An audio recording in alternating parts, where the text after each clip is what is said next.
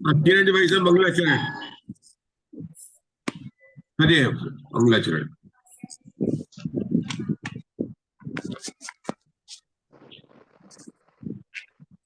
ओम नमः सिद्धेभ्य, ओम नमः सिद्धेभ्य, ओम नमः सिद्धाय।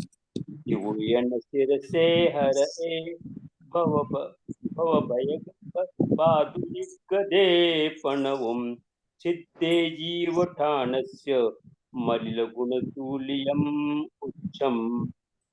आचार्य दर्शन से उपदेश प्राप्त कर नरवाहन और सुबुद्धि मुनिराज ने षटखंडागम ग्रंथ की रचना की। 5 खंडों पर आचार्य वीरसेन ने धवला नाम की टीका लिखी, जो 16 पुस्तकों में प्रकाशित हुई। हम यहाँ पर पहली पुस्तक से लेकर क्रमशः स्वाध्याय करते हुए 6ठी पुस्तक तक आ गए हैं, और हमारी 6ठी पुस्तक का विषय जीव स्थान चूलिका। इसमें 6ठी चूलिका, जिसमें उत्कर्ष स्थिति बंध की बात बताई है। उत्कर्ष स्थिति बंध में बात बताने के लिए आचार्य 3-3 सूत्रों के रूप में बताते हैं कि कौन सी प्रकृति है जिनका उस समान बंध होता है। उसके बाद में उनका आबादा काल बताते हैं, उसके बाद में निश्चय रचना की बात करते हैं।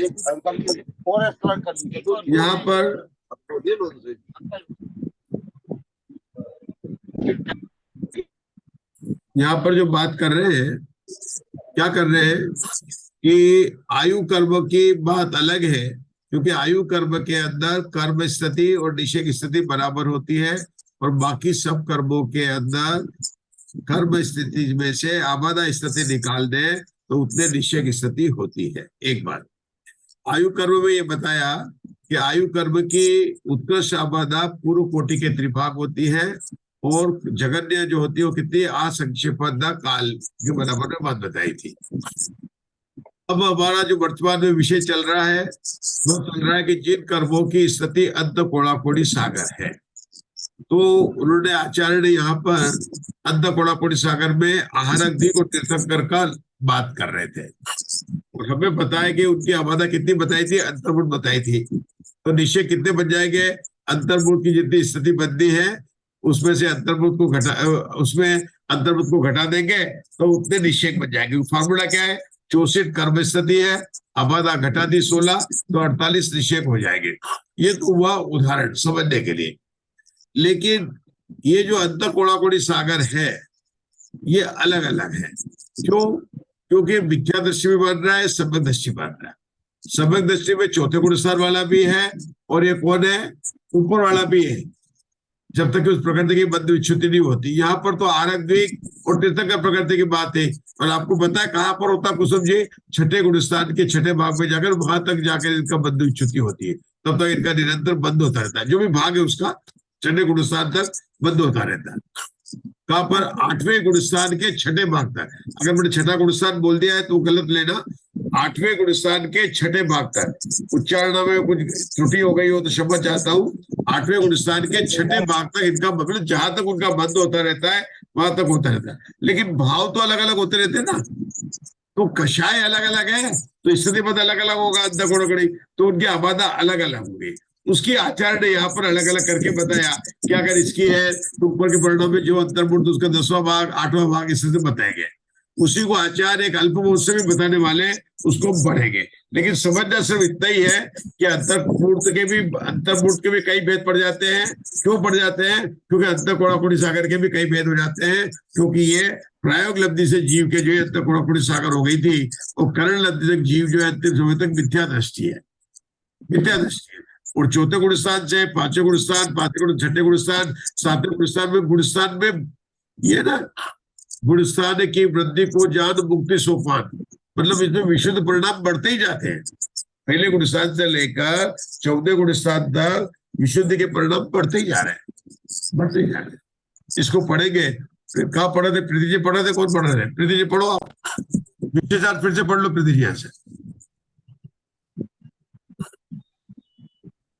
विशेषार्थ सूत्रकार ने जो आहारक शरीर आदि 3 प्रकृतियों का उत्कृष्ट स्थिति बंध अंत कोड़ाकोड़ी सागरोपम बतलाया है, उसी को धवलाकार ने यहाँ और भी सूक्ष्मता से समझाने का प्रयास किया है कि यहाँ अंतः कोड़ाकोड़ी से अभिप्राय एक सागरोपम कोड़ाकोड़ी के संख्यात्मक भाग से है, न कि एक कोटि सागरोपम से ऊपर और एक कोड़ाकोड़ी सागरोपम से नीचे, किसी भी मध्यवर्ती संख्या से, जैसा कि सामान्यतः माना जाता है। और इसका कारण उन्होंने यह भी दिया है कि अंतः कोड़ाकोड़ी का प्रमाण ये संख्या सागरोपमों का 10वां भाग भी लेवे तो उसका आबाधा काल मुहूर्त के 1/10वां भाग मानना पड़ेगा। किंतु यदि यही प्रमाण ग्रहण किया जाए तो असंयत सम्यक दृष्टि, संगी पंचेंद्रीय मिथ्या दृष्टि और संगी पंचेंद्रीय मिथ्या दृष्टि अपर्याप्तकों के स्थिति बंध का जो संख्यात गुणित क्रम से अल्प बहुत बतलाया गया था, उसके अनुसार संगी पंचेंद्रीय मिथ्या दृष्टि अपर्याप्तकों का आबाधा काल संख्यात पूर्त प्राप्त होगा।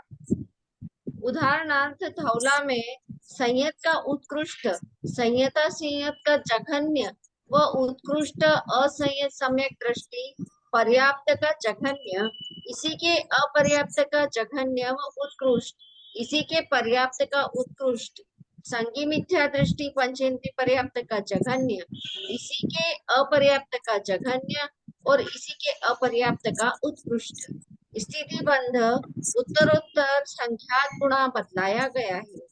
अब यदि हम संयत के अंतः कोड़ाकोड़ी स्थिति बंध का प्रमाण एक कोटि सागरोपम ही मान ले और तदनुसार उसके आबादा काल का प्रमाण मुहूर्त का 1/10वां भाग मान ले तो जघन्य संख्या गुणित क्रम से भी संगी पंचेंद्रीय अपर्याप्त मिथ्या दृष्टि का उत्कृष्ट स्थिति बंध 1 गुणा 2 गुणा 2 गुणा 2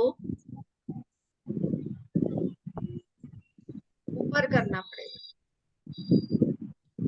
2 गुणा 2 गुणा 2 गुणा 2 गुणा 2 गुणा 2 गुणा बराबर 512 कोटि सागरोपम और उसकी आबादा का प्रमाण 1/10 गुणा 2 गुणा 2 गुणा 2 2 2 2 2 2 2 गुणा 512/10 बराबर 51 यानी 1/5 मुहूर्त होगा। किंतु आगम में संगी पंचेंद्रीय अपर्याप्त मिथ्या दृष्टि का आबाधा काल भी अंतर मुहूर्त ही माना गया है। इससे यह सिद्ध होता है कि प्रकृत में अंतः कोड़ाकोड़ी का प्रमाण 1 कोटि सागरोपम से भी बहुत नीचे ही ग्रहण करना चाहिए, तभी उससे उत्तरोत्तर संख्या गुणित स्थिति बंधों की आबाधा भी अंतर्मूर्त ही सिद्ध हो सकेगी। इस प्रकार धवलाकर का यह कथन सर्वथा युक्ति संगत है कि सूत्रोक्त तीनों कर्मों का उत्कृष्ट स्थिति बंध संख्यात कोटियों से भाज्य सागरोपम कोड़ाकोड़ी ग्रहण करना चाहिए। रुकेंगे, देखिए क्या कहना चाहते हैं यहाँ पर। सूत्र क्या था? आहारक दिक और तीर्थंकर प्रकृति का बंध कितना होता है? अंत कोड़ाकोड़ी सागर होता है, पहला सूत्र। दूसरे में क्या बताया? इनकी आबादा कितनी होती है? अंतर्मूर्त होती है। फिर क्या बताया उन्होंने कि अंतर्मूर्त को माइनस कर देंगे बंध में से, उतने निश्चय की स्थिति बन जाएगी यहाँ पर, क्योंकि यहाँ पर जो है ना निश्चय की स्थिति कर्म स्थिति माइनस आबादा काल, उतनी निश्चय की स्थिति बन जाएगी। केवल आयु कर्म में ऐसा था कि कर्म स्थिति निश्चय की स्थिति बराबर थी। अब धवलाकार ने इस विषय को स्पष्ट किया कि ये जो है लखपति 99 लाख वाला लखपति नहीं है, ये तो कितना 99,000 99 में 1 रुपया भी मिला, बहुत नीचे वाला लखपति, मतलब वो है, मतलब 1 लाख रुपया और एक रुपया है ना, और उसको ऊपर लखपति बोल रहे हैं, मतलब 2 रुपए निकाल दो तो लखपति भी खत्म हो जाएगा। ऐसा क्यों कह रहे हैं कि ये जो तीर्थंकर प्रकृति और आहारक द्वीप प्रकृतियां शुभ प्रकृतियां हैं और विशुद्ध परिणाम वाले जीव के बहुत पुण्यशाली जीवों की बनती, मतलब इसके बांधने वाला जीव को भी विशेष मानव कहा गया। जब कर्मकांड में आते हैं ना, उनको आहारक द्वीप वाला और तीर्थंकर प्रकृति का बंध बांधने वाला विशुद्ध परिणाम वाला जीव अलग होता है। तो संख्याकार ने कहा कि यहाँ लिखा तो है कि अंत कोड़ाकोड़ी सागर, आपका डिस्टर्बेंस बराबर चल रहा है, मुक्ता जी प्लीज। मतलब लिखा तो है यहाँ पर अंत कोड़ाकोड़ी सागर, लेकिन धवलाकार कहता है कि यह बात अगर अपन लेंगे तो ये बहुत कम सागर आ जाएगा, एक सागरोपम से अंदर अंदर आएगा, कितना एक सागरोपम के अंदर अंदर आएगा, मतलब लिखा अंत कोड़ा कोड़ी सागर, लेकिन वास्तव में तीर्थंकर प्रकृति और आहार द्वीप का कितना होगा, अंत कोड़ा कोड़ी सागर। अगर अपन गणित को नहीं देखे तो ये बात भी अब तो अपन सिर्फ सोचे तो भी बात सत्य लगती है, क्योंकि परिणाम की विशुद्धता बहुत कम हो जाएगी। जो अंत कोड़ा कोड़ी मानने वाले मिथ्या दृष्टि है उसकी मानने की बताइए। आचार्य ने क्या कहा, आचार्य ने कहा चलो हम आपको समझाते हैं। अब हमारे पास में समझाने का तरीका क्या है, कुछ भी नहीं है, आगम का प्रमाण है। तो आगम में उनके पास में क्या बनता है कि मिथ्या दृष्टि जीव के, मिथ्या दृष्टि जीव कौन है, ये प्रायोग लब्धि वाला और इनके सबके हैं, उनकी कितनी होती है, एक अंतर्मूर्त अबाधा होती है, कितनी होती है, एक अंतर्मूर्त अबाधा होती है। फिर बोलते हैं अल्पबोध होता है, तो अल्पबोध कितना है कि ये मिथ्या दृष्टि है, ये चौथे गुण स्थान वाला है, ये पांचवें गुण स्थान वाला है, ये सैयत है, तो इसकी कितनी मतलब किसकी किसकी अबाधा काल कम ये ज्यादा होता रहता है, ये बात वहां पर अल्पबोध में बताइए। तो उसको उन्होंने अल्पबोध वाले से रेफर दिया। अब उस अल्पबोध में जो उन्होंने बताया ना, तो उन्होंने उसको भर के गुणा कर दिया कि 4 अल्पबोध है तो 4 गुणा हो गया, मतलब कहते ना ये उसका संज्ञात भाग है, ये उसका संज्ञात भाग है, ये उसका संज्ञात भाग है, ये उसका संज्ञात भाग है, वो संज्ञात भाग है, और फिर अपन ने अंतर्मुठ के अंदर आए। तो उन्होंने क्या कहा कि आप ये मान रहे थे ना कि कोड़ा कोड़ी सागर लिखा है, तो आप कैसे बोल सकते हैं एक सागरोपम बोल सकता है। तो आचार्य कहते चिंता मत कर, मैं तेरे को 10 कोड़ा कोड़ी सागर की बात बता रहा हूँ, कितने होते 10 कोड़ा कोड़ी सागर। और उन्होंने 10 कोड़ा कोड़ी सागर को लेकर इतना बताया कि कितना अंतर्मुठ होता, तो उन्होंने कैलकुलेशन करके बताया, उन्होंने बताया अंतर्मुठ का 10वां भाग आता, कितना आता वो, अंतर्मुठ का 10वां भाग आता है। अब उससे उन्होंने मिथ्या दृष्टि का निकाला तो वो अंतर्मुठ नहीं निकलता है, वो अंतर्मुठ नहीं निकलता है, और जबकि मिथ्या दृष्टि का अंतर्मुठ होता है, ये उनको पता है, आगम आगम का वचन है। तो इससे लगा कि इनका तीर्थंकर प्रकृति का जो है ये बहुत कम होना चाहिए, ये बात को उन्होंने सिद्ध की है। पहले ये बात समझ में आएगी क्या सिद्ध कर रहे हैं, सिद्ध क्या कर रहे हैं, यह सिद्ध ये कर रहे हैं कि सूत्र में यद्यपि ये लिखा है कि तीर्थंकर प्रकृति और आहार प्रकृति का बद्ध अंत कोड़ा कोड़ी सागर होता है। तो देखो ऐसा है, 1 लाख भी करोड़ के अंदर है, 10 लाख भी करोड़ के अंदर है, 50 लाख भी करोड़ के अंदर है, और 1 रुपया भी करोड़ के अंदर है, ठीक है नहीं, 1 करोड़ के अंदर है। तो आचार्य का सूत्र गलती नहीं हो सकता है, अंत कोड़ा कोड़ी सागर। और ऐसा क्यों लिखा उन्होंने, उन्होंने पहले ही बोला था कि हम यहाँ पर उत्कृष्ट स्थिति की बंद की बात कर रहे थे, जब आयु कर्म की अपन बात कर रहे थे तब भी यहाँ पर बात आता है कि भाई भोग भूमि तो 2 महीने बता रहे हो, देह में तो आप 6 महीने बता रहे हो, तो फिर आप पूर्व कोटि का त्रिभाग कैसे ले रहे हो। अरे जब आपने बता ही दिया कि 3 पल्ले के आयु वाले के भोग भूमि वाले जीव कितना मानते हैं, 2 महीने पहले आयु मानते हैं, तो उनकी आबाद 6 महीने, तो आप ये पूर्व कोटि के त्रिभाग क्यों बता रहे हो। तो आचार्य ने क्या उत्तर दिया था, हाँ सही बात है, हो सकता है, लेकिन हम भी यहाँ पर उत्कृष्ट स्थिति की बात कर रहे हैं, तो उत्कृष्ट स्थिति के साथ में उत्कृष्ट स्थिति की आबादा बताना पड़ेगा। इसी तरह से वहां उत्कृष्ट स्थिति बात कर रहे थे, आचार्य कहते हैं कि जिस प्रकृति की हम बात कर रहे हैं वो आहारक द्वीप और तीर्थंकर प्रकृति है, वो जीव वाले मानने वाले जीवों के परिणाम ज्यादा विशुद्ध होते हैं। और जो मिथ्यादृष्टि जीव है जो कि इन प्रकृति को बांधता है, अंत कोड़ा कोड़ी सागर का बंद करता है, वो भी करता है, उसके परिणाम संक्लेश होते हैं। तो उन परिणाम वालों के जीवों के जब अंतर्मुठ अबाधा होती है तो इनकी अबाधा और कम होनी चाहिए, तो और कम होनी चाहिए, हाँ होनी चाहिए। तो कितनी कम होनी चाहिए, तो आचार्य ने अल्पबोध के आशय से उल्टा सिद्ध करके किया कि ये सागरोपम हो सकती है, ये सागरोपम हो सकती है, ऐसा लॉजिक से उन्होंने बताया, ठीक है ना, ये बताया। चलो फिर से पढ़ेंगे, आएंगे, हाँ चलो शंका पढ़ो प्रीति जी। यह व्याख्यान,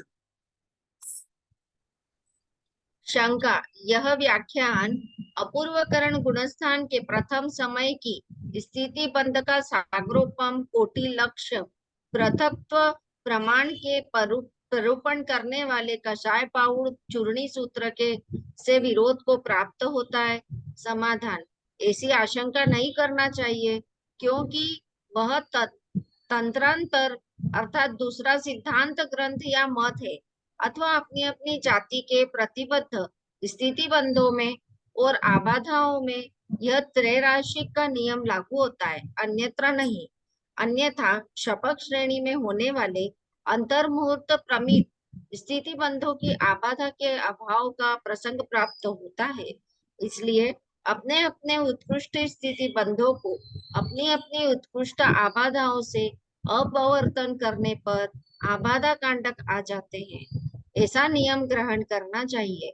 अतएव यह सिद्ध हुआ कि यहाँ पर अर्थात उक्त दोनों कर्मों की स्थिति में अंतर्मुहूर्त मात्र आबाधा के होने पर भी स्थिति बंध अंत कोड़ाकोड़ी प्रमाण होता है।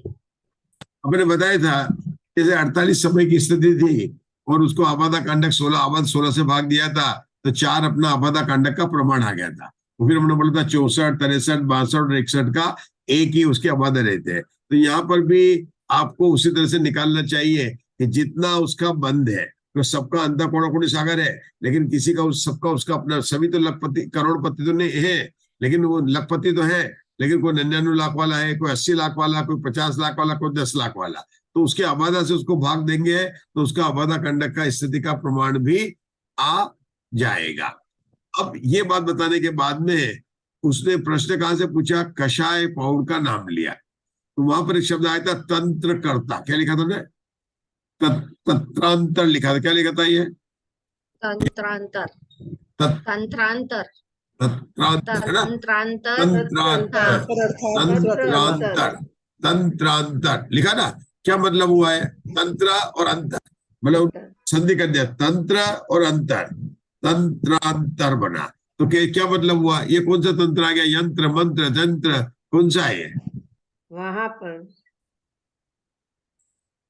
जब अपन स्वाध्याय करते हैं ना तो ये अपन बोलते हैं तंत्र करता, उत्तर ग्रंथ करता, मूल ग्रंथ करता, उत्तर तंत्र करता, याद आता ना? अस्य मूल ग्रंथ करता, तंत्र उत्तर ग्रंथ करता, तंत्र तंत्र शास्त्र को बोलते हैं। क्या बोलते हैं? तार की तरह से रचे गए, सूर्य की तरह से। ये जिनवाणी के जो 22 टका था ना, ओंकार बिंदुसार है ना, अपन बोलते हैं, उसके अंदर ही आता है। तो मतलब शास्त्राकार है। तंत्राकार मतलब क्या है कि वो जो है, ये तो धवला जी है, ये मतलब ये तो ये अपना है षटकंडागम है, और वो कषाय पौड़ है। दोनों अलग अलग है और अलग अलग आचार्यों के 2 प्रकार के सूत्र कई जगह पाए जाते हैं। ठीक है ना? तो उसकी बात उन्होंने बताई। अब थोड़ा सा और विषय समझाएंगे, हमको पढ़ना है, फिर बताऊंगा। आचार्यों का भी बहुत करुणा हमारे ऊपर बहुत समझा रहे। बताइए, इन आहारद्य पढ़ी कर दी, इन आहारद्य इन आहारद्विक और तीर्थंकर प्रकृतियों की उत्कृष्ट स्थिति बंध के स्वामी का कथन कहते हैं। अप्रमत्त गुणस्थान वर्ती मुनि जो कि छठे गुणस्थान के अभिमुख हैं, वे आहारद्विक की उत्कृष्ट स्थिति को बांधते हैं।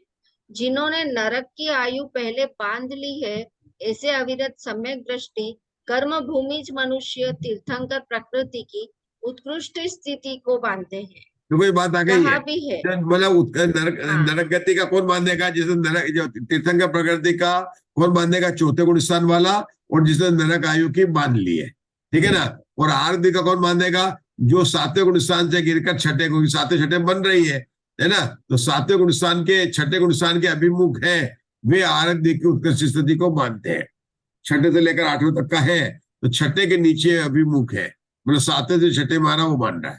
कहा भी है पढ़ो, कहा भी प्रमत्त मुनि, कहा भी है प्रमत्त मुनि देवायु को, अप्रमत्त संयत मुनि आहारक शरीर को एवं तीर्थंकर प्रकृति को बांधते हैं, तथा कर्म भूमिज मनुष्य अविरत सम्यक दृष्टि भी तीर्थंकर प्रकृति को बांधता है।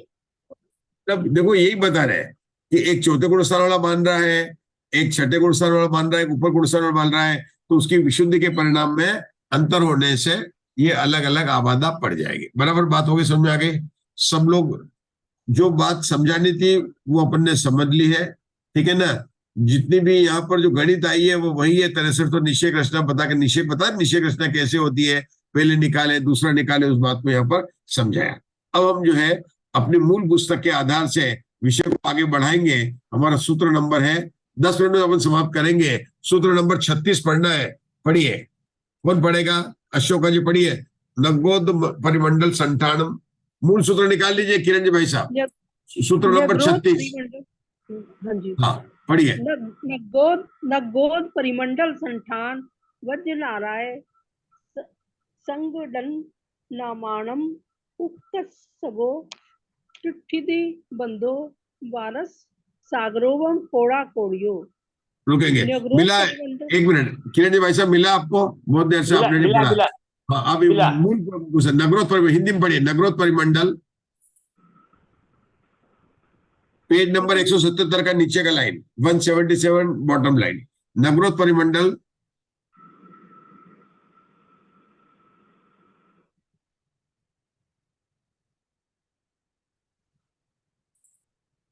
मैं पढ़ू? नहीं, हाँ बार बार पढ़िए। पढ़ रहे हैं ना। न्यग्रोध परिमंडल संस्थान और वज्र नारायण इन दोनों नाम कर्मों का उत्कर्ष स्थितिबंध 12 कोड़ाकोड़ी सागरोपम है। इनका 12 कोड़ी सागर है। अब दूसरा 36 सूत्र पढ़िए यहीं पर ही। 12 पढ़िए इसको। वारस वारस वास वास सदानी आबादा। वास सदानी आबाधा। तो 12 कोड़ा कोड़ी सागे तो 1200 वर्ष इसकी जो है आबादा पड़ गई। 38 सूत्र पढ़ लीजिए यहाँ पर। आबाधुनिया कम दिट्ठी कम ठिद्दी कमणी सेगो। हाँ मतलब आबादा को कम करने पर जितना बचेगा उतना ही कर्म निषेक है। सूत्र नंबर 39 पढ़ लीजिए, 39 और 40।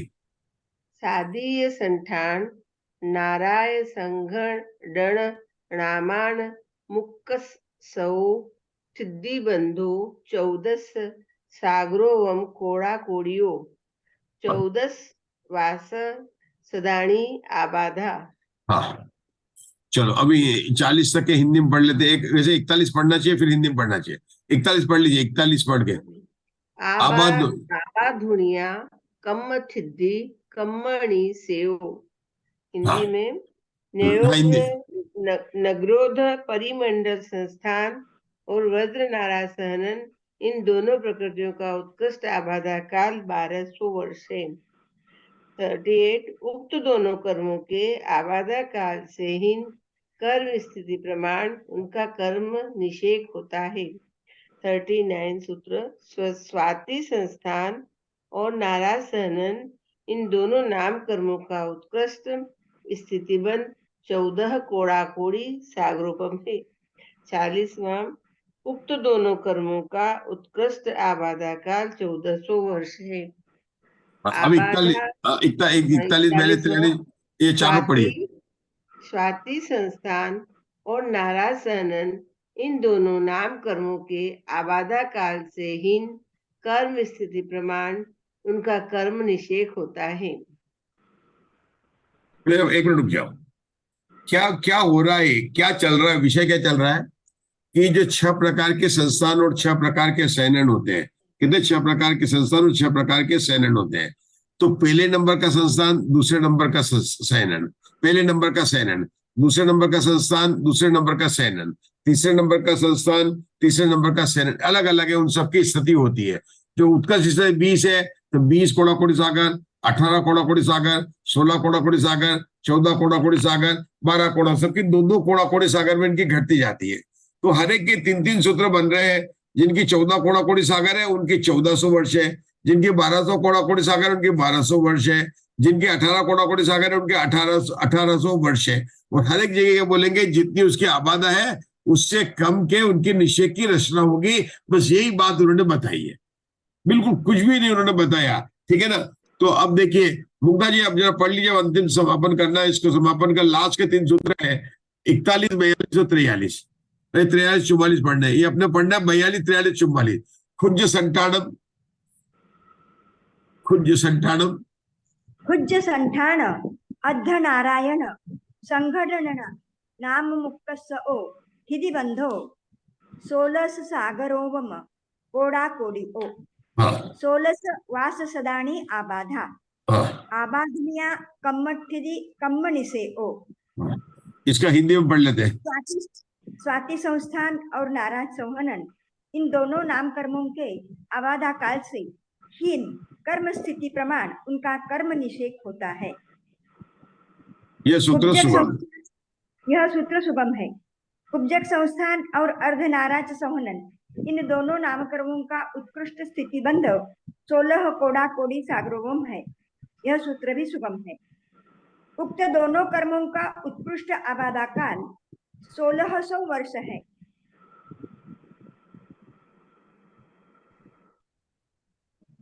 उक्त दोनों कर्मों के आबादा काल से हीन कर्म स्थिति प्रमाण उनका कर्म निषेक होता है। ये दोनों ही सूत्र सुगम है। इस प्रकार छठी चूलिका समाप्त हुई। देखो आचार्य ने 2 सूत्र लिख के एक साथ बोला दोनों सूत्र सुगम है। क्यों सुगम है? क्योंकि 18,000 वर्ष है तो 1800 आबादा, 14 कोड़ा कोड़ी सागर है तो 1400 वर्ष है, और निश्चय निषेक की रचना यही होती है। तो ये वास्तव में अपनी उत्कर्ष स्थिति का जो बंध प्रकरण हुआ, छठी चूलिका जो समाप्त हुई है, उसमें अपन ने क्या जाना है मैं 2 मिनट में आपको बताता हूं, और उसका तो अपन जिनवाणी स्तुति करेंगे। 2 मिनट और लूंगा मैं आपका। देखिए उन्होंने 70या 40या 30या और 20या कर्मों को दिखाया और फिर बताया 70 कोड़ा कोड़ी सागर की 7,000 आबादा होगी, और उसमें निश्चय रचना कितनी होगी कि उत्कर्ष स्थिति माइनस आबादा काल। 40 कोड़ा कोड़ी सागर वालों के लिए भी उतनी होगी, उत्कर्ष स्थिति माइनस आबादा काल। केवल अंतर कहाँ हुआ था? आयु कर्म में आबाद हुआ था कि आयु कर्म में जितनी स्थिति बनती है उतनी उसके निश्चय की रचना होती है। ये बात इन्होंने जो है यहाँ पर बताई थी। विशेष बात 2 जगह आई।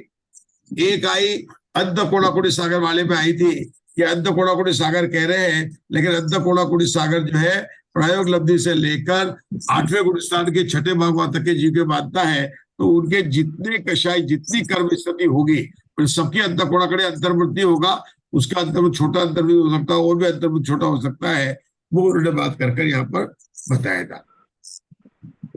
अब अपना 7वां चूलिका चालू होगी। 7वीं चूलिका बहुत छोटी चूलिका है, हम लेने की बात करेंगे, लेकिन इस ग्रंथ की सबसे जो महत्वपूर्ण विषय है वह है 8वीं और 9वें नंबर की चूलिका है, क्योंकि उसको हमको मिस नहीं करना है और बड़े शांति से उसको पकड़ना है, क्योंकि उसमें सम्यक दर्शन, संयम लब्धि आदि सबकी बहुत बहुत सुंदर चर्चा है।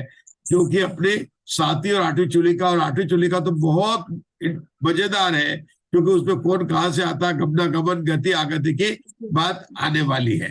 तो हम पहले करेंगे, इसके बाद जगन्य स्थिति चूलिका भी करेंगे। जैसी उत्कर्ष स्थिति चूलिका थी ऐसी जगन्य होगी कि स्थिति कितनी है, आबादा कितनी है, निश्चय की स्थिति क्या है, बहुत विशेष सरल है। अगर किसी को उत्कर्ष स्थिति चूलिका के बारे में कोई चीज समझ में नहीं आई हो तो पूछ सकता है। मैं उषा जी कहूंगा, कई बार गणित के विषय आ जाते हैं और मैंने आज भी आपको पढ़ाया कि ये विषय समझाने के लिए आए। अब विषय समझाने में जब गणित करते हैं तो हम ज्यादा, हमको लगता है कि गणित में इतना अभ्यास नहीं है, लेकिन हमें यह समझना था कि आज का जो गणित का विषय आया था 2 आए थे। एक तो जो 6300 6200 जो थी टेबल थी उसको लेकर आए थे, और दूसरा क्यों आया था कि अंतर्मूर्त के कई भेद होते हैं और उनके अंतर्मूर्त जो है कम होने चाहिए। आचार्य को सब ये बताना था कि अंत कोड़ा कोड़ी सागर है, लेकिन तीर्थंकर प्रकृति और इनका बंध एक सागरोपम के अंदर होता है। क्योंकि होता है एक सागरोपम के अंदर होता है। बस ये बात बताने के लिए उन्होंने किसका सहारा लिया, आगे जो आएंगे अल्प बताएंगे उसका सहारा लिया। आप बताओ आशा में। स्तबुक संक्रमण है? स्तबुक संक्रमण आपने बताया था ना कि जैसे मनुष्य, हाँ। स्तबुक संक्रमण इसको कहते हैं आशा में, जैसे अपने गति मनुष्य गति है, अब अपने उदय में मनुष्य गति आ रही है, लेकिन अपन ने नरक गति मान दी। अब कोई प्रकृति नरक गति का भी उदय में आने वाला है, तो वो मनुष्य तो आ नहीं सकता है। मनुष्य है तब तक वो प्रकृति में उदय नहीं आ सकता है। तो नरक गति मनुष्य गति में संक्रमण होगा, संक्रमण बदलना, संक्रमण होता है। स्तूप संक्रमण क्यों कहा? स्तूप में ड्रॉप ड्रॉप ड्रॉप करके, मतलब जो अभी का है एक समय का है, इतना एक समय पहले तक वो नरक गति रहेगी, लेकिन अगले समय में उसका उदय आने वाला है, तो वो मनुष्य गति में आपको जाएगी। इसलिए इसको बोलते हैं स्तोइक संक्रमण, उस रूप में बदलकर आ जाना। जैसे आपने देखा आप शांत से बैठे थे और किसी को सडनली 1 मिनट कोई आया और आपके परिणाम बदल गए, वो फिर बात होते हैं यार, अभी तो अपन स्वाध्याय कर रहे थे, परिणाम सामने थे, वो कहाँ से आ गए और अपने परिणाम बिगड़ गए। तो उस समय और वापिस चला गया तो वापिस क्या हो गया, वापिस ठीक हो गए। तो इसको बोलते हैं एक समय पहले अन्य प्रकृति रूप था और उदय में आकर जो प्रकृति उदय मान आने गए। अब तीर्थंकर प्रकृति का उदय जनागम में 13 गुण स्थान बताया गया। इसलिए हमने कहा कि ये जो कार्य होते हैं ये उस प्रकार से उसका स्तुत संक्रमण करके अन्य प्रकृति रूप उदय में आना, मतलब अन्य प्रकृति संक्रमण मतलब अन्य प्रकृति रूप उदय में आना, और स्तुत संक्रमण मतलब एक समय तक पहले वही रहना। जैसे साता वेदी असाता वेदी में ऐसा नहीं है, साता वेदी असाता वेदी बदल गया, असाता साता दिन बदल गया, वो बात अलग है। ये संक्रमण क्या है कि उदय में आने से पहले वह उस रूप ही था और उदय में वो पर रूप आकर उदय में आया। इसको कहते हैं पर प्रकृति रूप आकर उदय में आना, इसको कहते हैं स्तुत संक्रमण। ठीक है, जरा वापस समझाइए, जरा वापस समझाइए। ऐसा है कि इधर अपने वर्तमान में मनुष्य गति के उदय में आ रहे हैं। आप अपने राजा सैनिक को लेते हैं, देखो राजा सैनिक ने समो शरण में कौन सी गति बांधी थी, देव गति बांधी थी, क्योंकि सम्यक दृष्टि के केवल देव गति का बंध होता है। राजा सैनिक को जब सम्यक दर्शन हो गया तो और भी बनने के, लेकिन उसने अधिकतर समय देव गति माननी होगी। तीर्थंकर का प्रकृति मान रहा था, सम्यक दर्शी था, तो उसके देव गति बन रही थी, उसकी नरक गति नहीं बन रही थी, उसके तिरंज गति नहीं बन रही थी। राजा सैनिक है, राजा सैनिक की बात कर रहा हूँ, सम्यक दृष्टि है, शायिक सम्यक दृष्टि है, भगवान महावीर का उपदेश दे रहा है, तो उसके कौन सी गति बन रही है, गति दर्शन में बनती है, तो उसके देव गति बन रही थी। अब उसके स्टॉक में क्या है, देव गति है, देव गति है। अब वो नरक में गया तो क्या हुआ, जाना पड़ेगा उसको एक्सचेंज काउंटर में जाना पड़ेगा, please convert my rupees to the dollar. आप अगर अमेरिका में जाओगे, आपके पास रुपया है तो आपको एक्सचेंज करना पड़ेगा। तो नरक गति में गया है, उसके नरक गति का उदय, नरक गति में रूल क्या है, ये नारकी है तब तक उसके नरक गति आएंगे। उसके बाद डॉलर कौन से पड़े हुए हैं, देव गति के पड़े हुए हैं, तो देव गति के डॉलर स्तुत संक्रमण कर करके आएंगे। तो वो एक साथ ऐसा नहीं कहते हैं कि मैं यहाँ पर आया हूँ 84 लाख वर्ष तक जीऊंगा, ये मेरी देवगति लो, मुझे डॉलर करके दे दो, नहीं देगा, नहीं देगा। वो देवगति अपनी सत्ता में पड़े हुए, उसके निश्चय पड़े हुए हैं। इधर ये आया, एक समय पहले तक देवगति है और आगे नरक गति बनकर उदय में आया। उदय में आएगा तो नरक गति के और उदय काल के पहले समय तक, जैसे अभी 8:10 है तो 8:11 पर वह देवगति रूपी निषेक रहेगा। जब 8:10 पर वह निषेक कैसा है, वह देवगति रूप है, लेकिन 8:11 पर वह निषेक नरक गति के रूप में होकर उदय में आ जाएगा। इसको बोलते हैं स्तुविक संक्रमण, इसको बोलते हैं स्तुविक संक्रमण। ये चार्ट में बता सकता हूं, अभी तो देखता हूं परिणामों का बदलना। जैसे ये देखो थोड़ा, ये चले नरक गति और ये यहाँ पर ये देवगति है।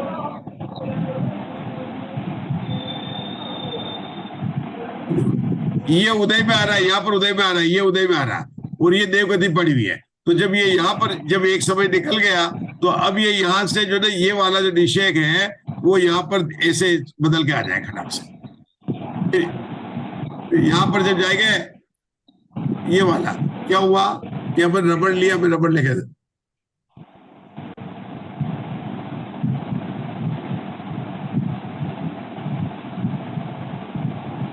ये निकल गया।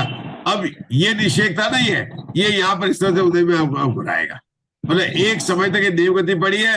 अब जैसे यहाँ पर इसका समय आएगा तो ये कौन सा बन जाएगा, ये जो है नरक गति बनकर आएगा। इसको कहते हैं स्तुत संक्रमण।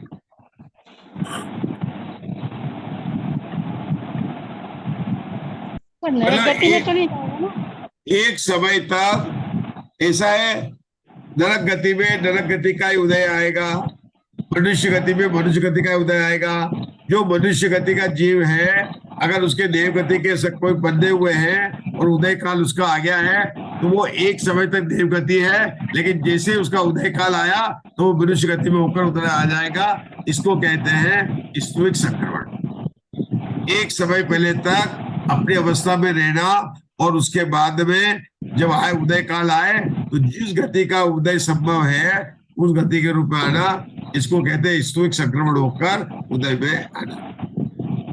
संक्रमण इसलिए कहा कि था देवगति के परमाणु, उदय में आए मनुष्य गति के रूप में परमाणु। हे देवगति के परमाणु, राजा शंडिक्य भी नरक गति के रूप में उदय में आ रहे, इसलिए उसको कहा स्त्रीक्षण।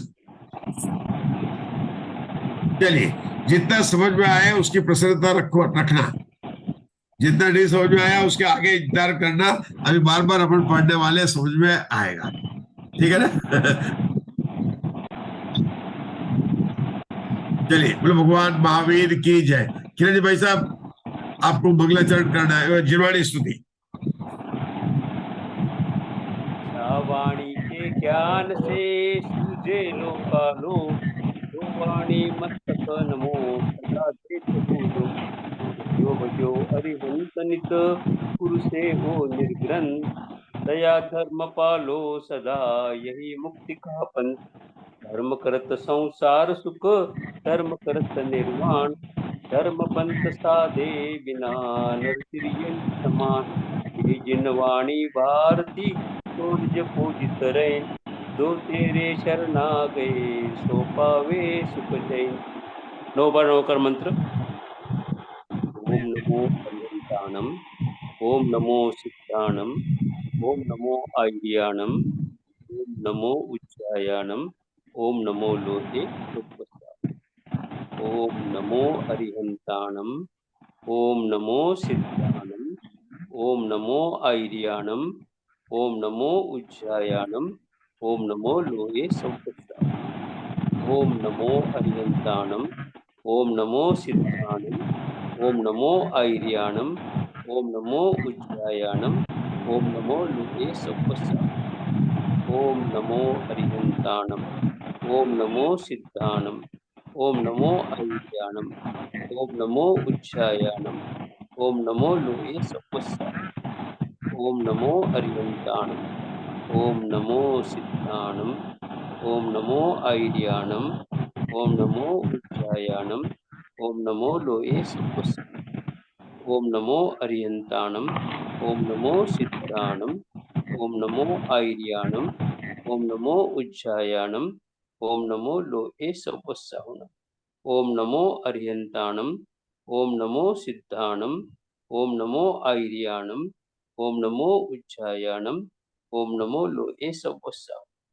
ओम नमो अरिहंताणम, ओम नमो सिद्धाणम, ओम नमो आयर्याणम, ओम नमो उच्चायाणम, ओम नमो लोहे संवत्साय। ओम नमो अरिहंताणम, ओम नमो सिद्धाणम, ओम नमो आयर्याणम, ओम नमो उच्चायाणम, ओम नमो लोहे संवत्साय। नमस्ते सभी को, जय जिनेन्द्र। सबको जय जिनेन्द्र। हाँ, सभी को जय जिनेन्द्र।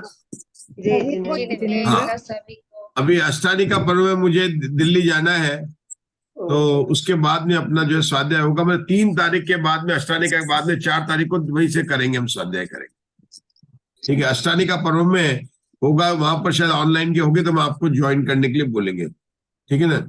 और नहीं तो फिर अपने जूम पर जो है, क्योंकि वहां सुबह शाम और क्लास होने के बाद कारण, मतलब ये अभी अष्टानी का में तो संभव नहीं हो पाएगा, ठीक है? तो कल से छुट्टी है क्या फिर?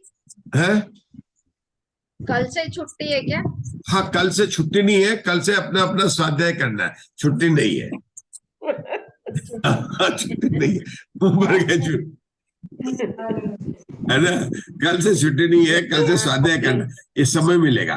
थोड़ा गणित का कोशिश करना, अशोक उषा जी कह रहा है ना, वहां पर गणित में सिर्फ गणित द्वारा क्या समझाया गया वो देखने का है। और जब अपन ने पहले देखा था तो उसको बराबर अपन ने समझाया था। अपन आपको कभी भी कोई विषय समझना, आप मुझसे पूछ सकते हैं, हम वापिस उसको बता सकते हैं, कोई उसमें बात नहीं है, ठीक है ना? ठीक है, चलिए, सबको जय जिनेन्द्र। जय जिनेन्द्र बाबा, जय जिनेन्द्र। आप लोग सब अष्टानी का पर्व अच्छी तरह से आपका मंगलमय हो। जय जिनेन्द्र। जय जय सत्संग आगम महान जय हो। जय।